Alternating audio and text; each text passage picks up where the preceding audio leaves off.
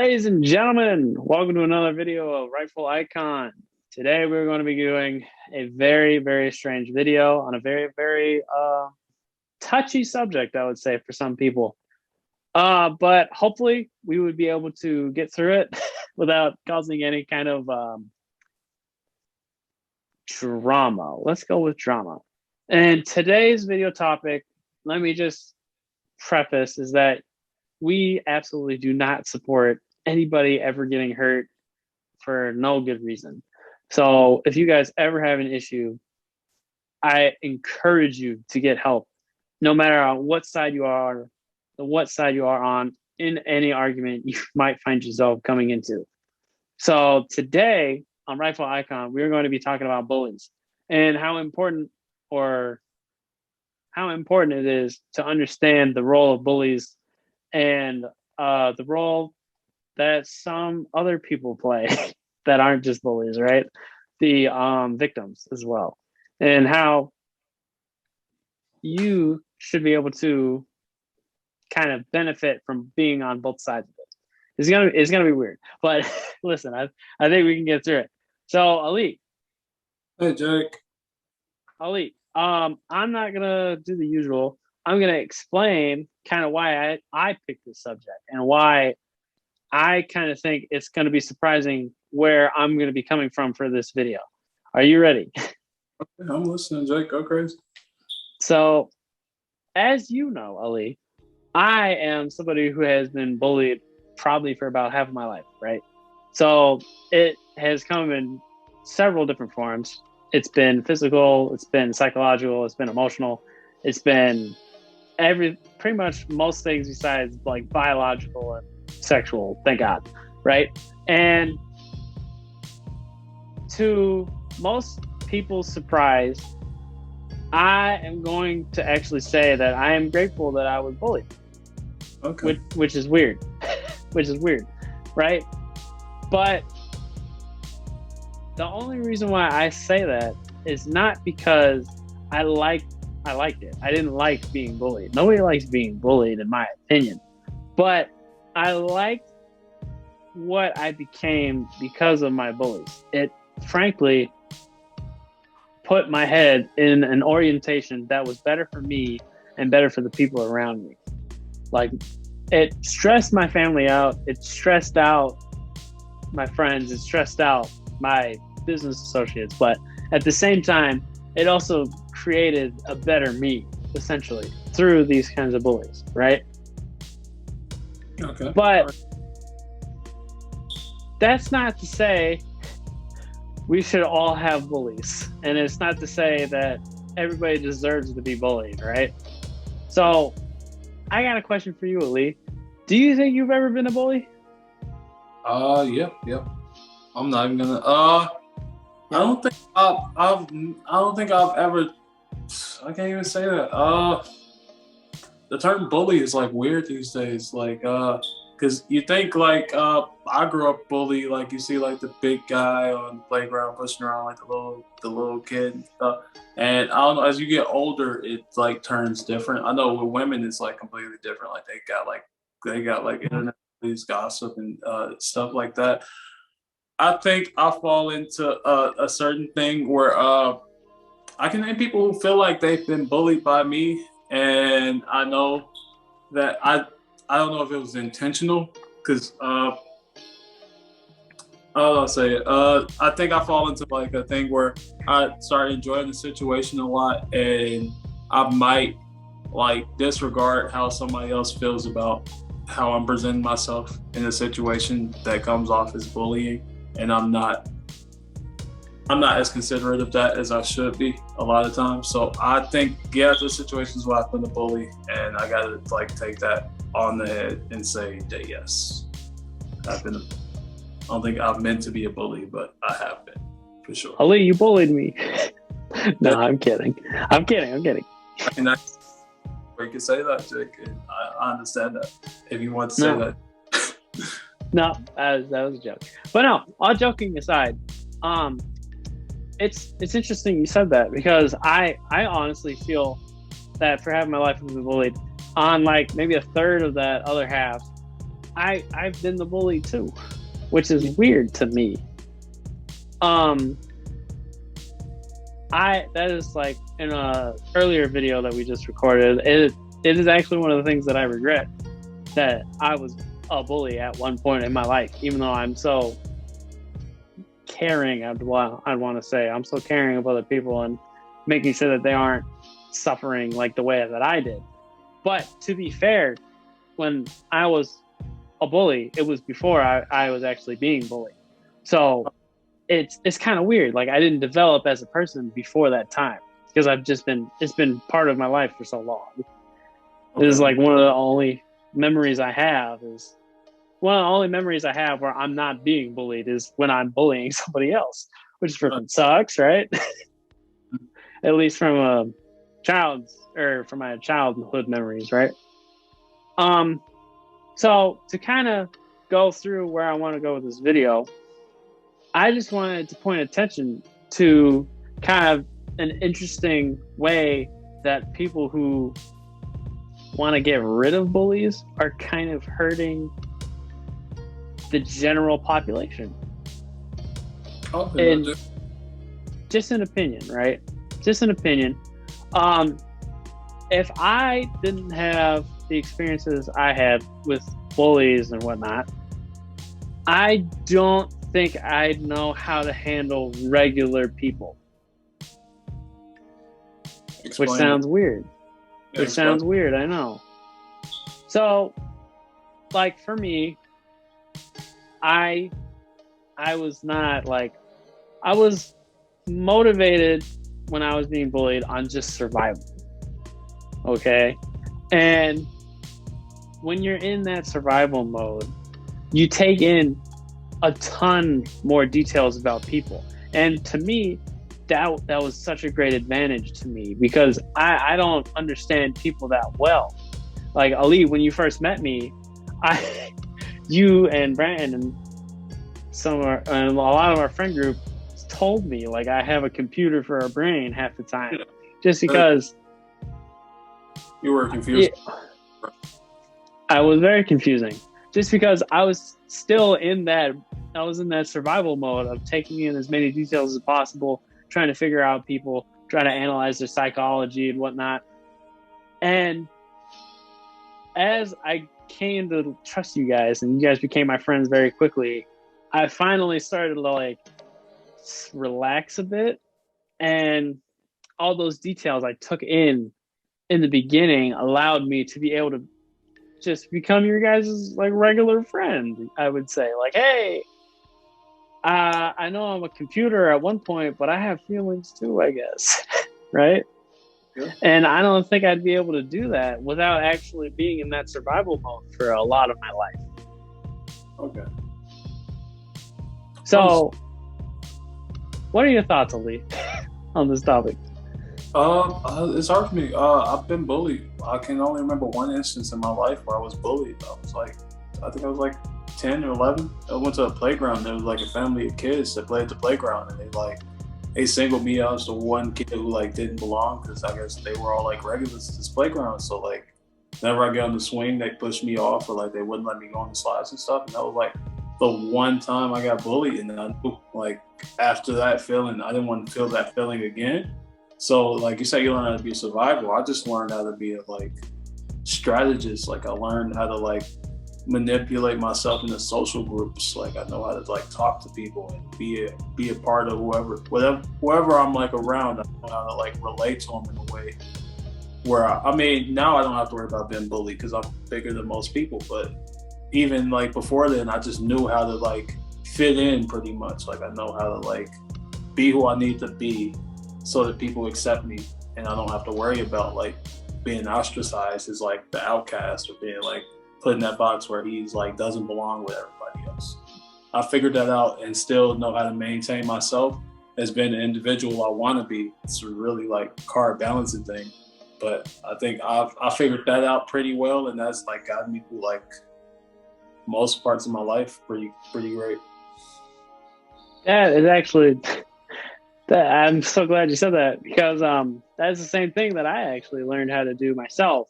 And something I used to tell myself when I was younger is that Be careful who you call a loser, because eventually losers become the shooters. And I'm the one who talks to the shooters, who then become the looters, who call you the losers. Where did you hear that from? I didn't hear it. I made it up myself. Okay, because you made that one up. I was like, wait, Jack, that's not a saying.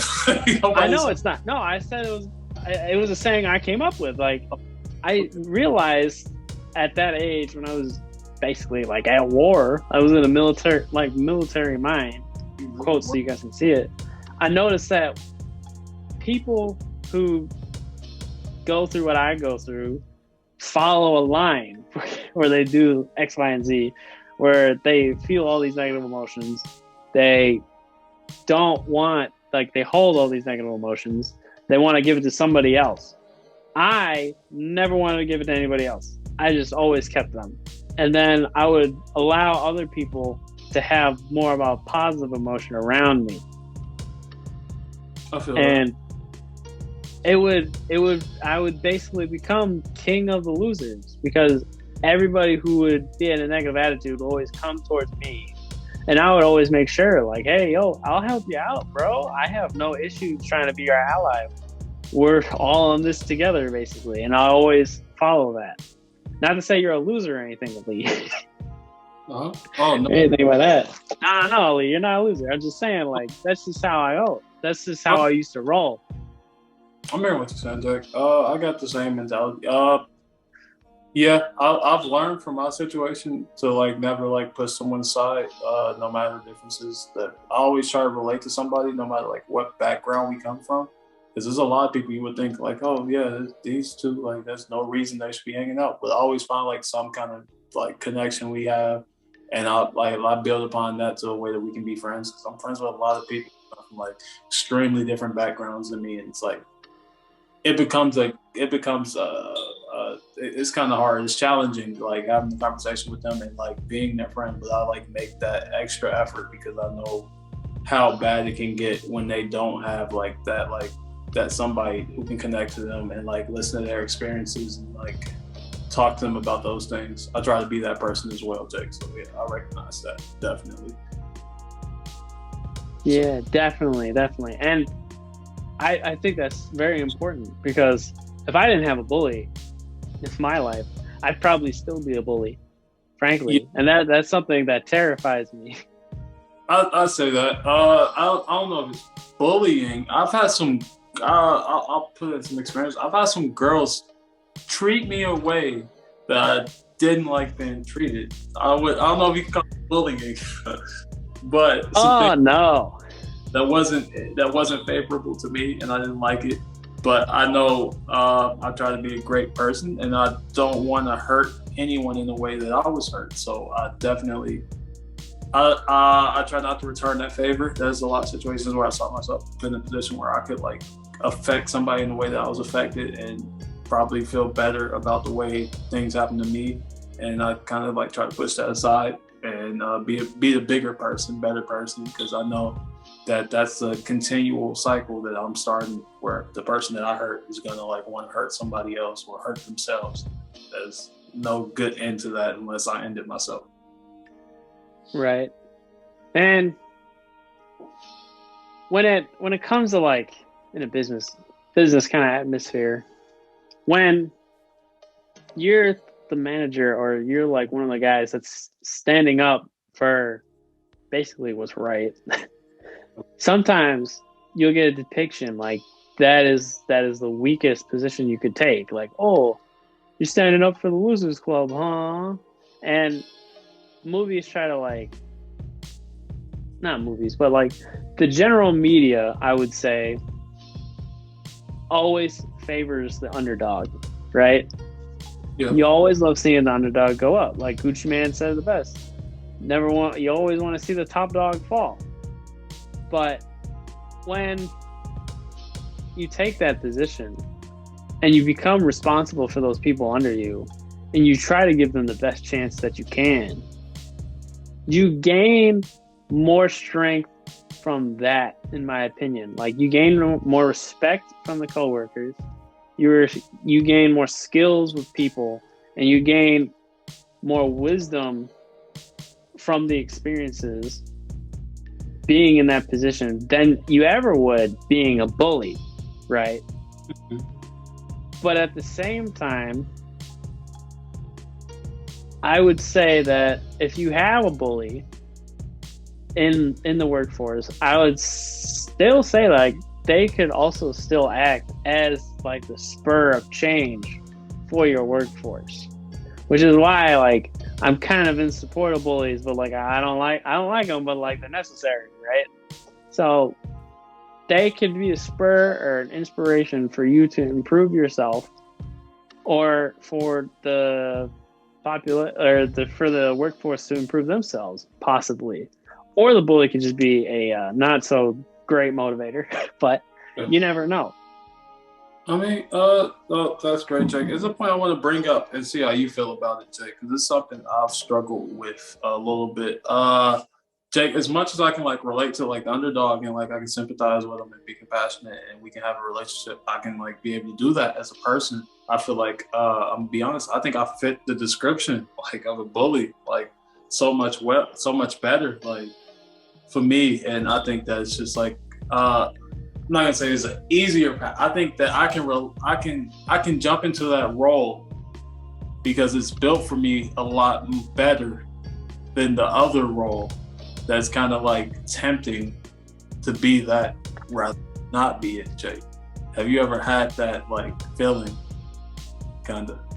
I can when I was back when we went to school together, I was working on a project with somebody, and he was like, "Oh man, I'm surprised you working on this project with me," because we were talking about something. It was related to dating and women and stuff, and he was like, "Surprised you're working with me." The last guy who like it was something like a similar situation. Like he actually was reminded me of you, and he actually took the girl that I was like interested in, and like he like dated her in front of my face, knowing my interest, and I was like, "Oh wait, I'll remind you of the guy." So he's like, "Yeah," he's like, "You have a lot of tendencies of like the same guy who like bullied me," and I was like, "Oh, well, to be honest, like I can understand why you would think that." Like I give off that vibe. Like I said, I think I fit the description of a bully so well, and like I can see myself in those situations where like I can see me taking advantage of those opportunities, and it's very tempting to be honest with you. But talk about it, Jim. Talk about it. Yeah, sure.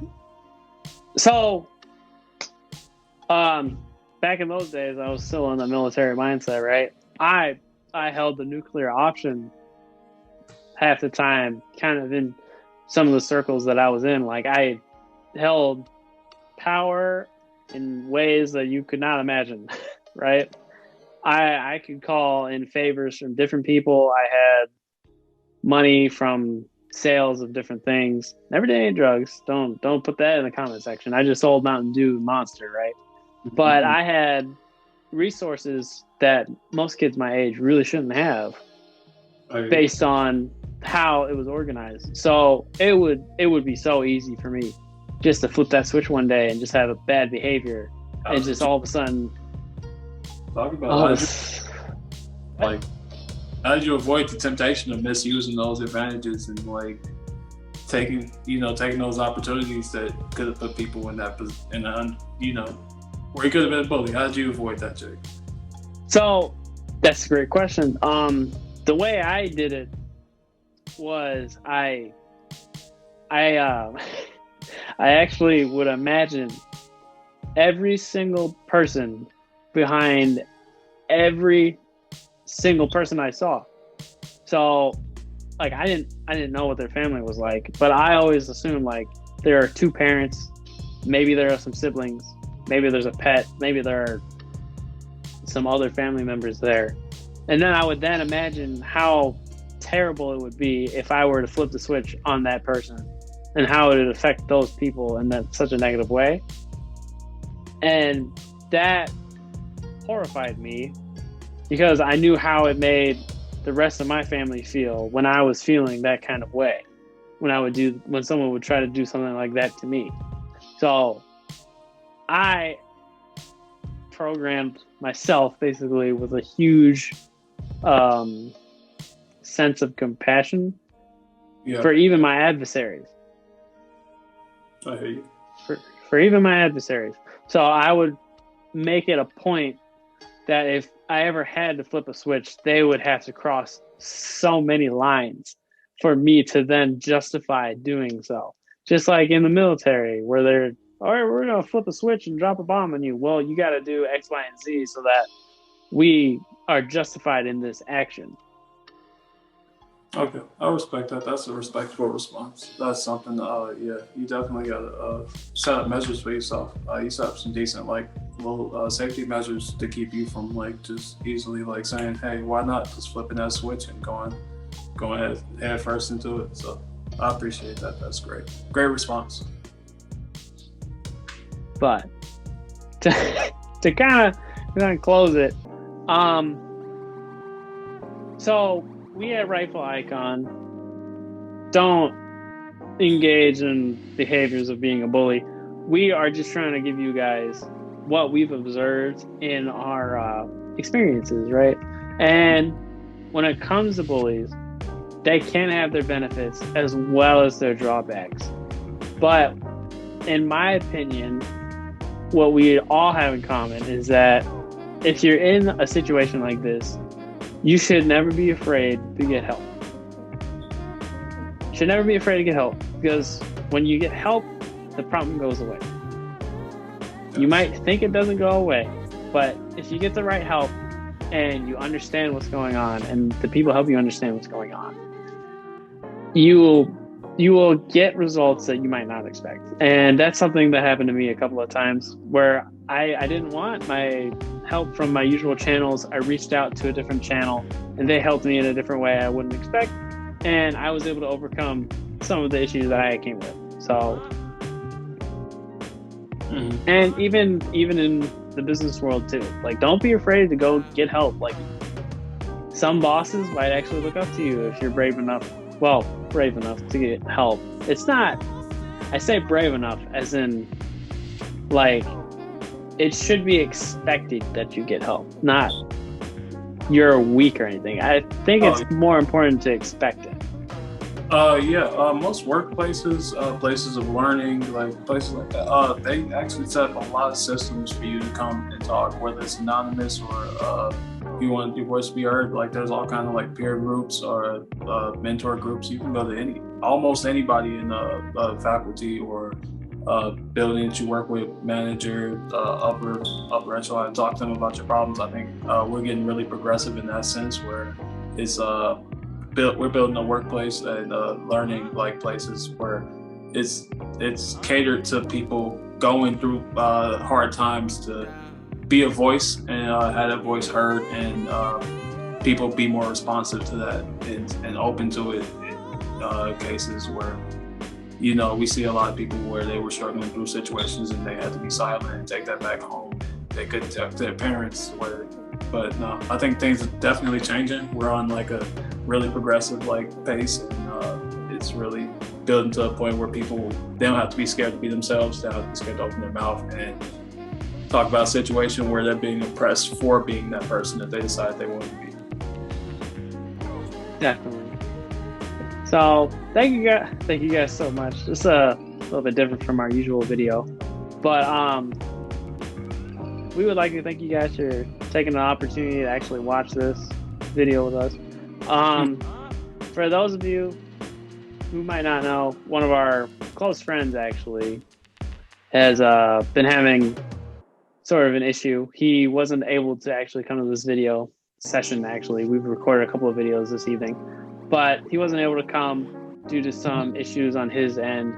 I just would like to actually hope that you guys can have him in your thoughts, maybe, and leave a comment to show your support for one of our guys, Brandon. You recognize him as the ghost. Oh, what was his name, Ali? What is his name? Jake. What? Blue Cup Bandit, Jake. Blue Cup Bandit. If you guys could leave your support for Blue Cup Bandit, everybody here on the Rifle Icon team would appreciate it. But he brings so much joy to us, and he brings so much joy to you guys. But anyway, as we say on Rifle Icon, make sure you guys are challenging yourselves, because it's got to be you. Every day, it has to be you. Wake up and do something. It's got to be you. All right, Thank thanks, you guys so much for watching.